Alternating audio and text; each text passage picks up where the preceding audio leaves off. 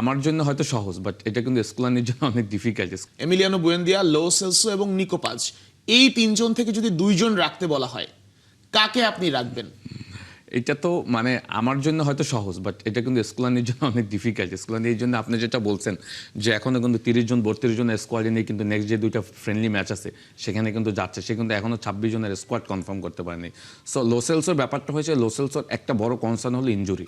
হ্যাঁ, আপনি last world কাপটাও যদি দেখেন, হ্যাঁ সেখানেও কিন্তু মিস করেছে। সো এবারও কিন্তু তার রিসেন্টলি যদি দেখেন হিজ গুড ফর্ম, বাট ওই ইনজুরি কনসার্নটা তার বড় ভুগিয়েছে। বাট নিকো পাস এবং বুয়েন্দিয়ার কথা যদি বলেন, দেখেন অ্যাস্টন ভিলা বুয়েন্দিয়ার পারফরমেন্স আপনি যেভাবে দেখেছেন, হ্যাঁ, এবং ইউরোপা কাপ লিগ চ্যাম্পিয়ন হয়েছে, সেখানে কিন্তু তার অসাধারণ কন্ট্রিবিউশন ছিল। নিকো পাস তো র ট্যালেন্টেড প্লেয়ার, মানে তাকে নিয়ে কোনো কথাই হবে না। সুতরাং এখান থেকে যদি আপনি তাহলে আমরা আমাকে আসলে এই ডিসিশনটা দিয়ে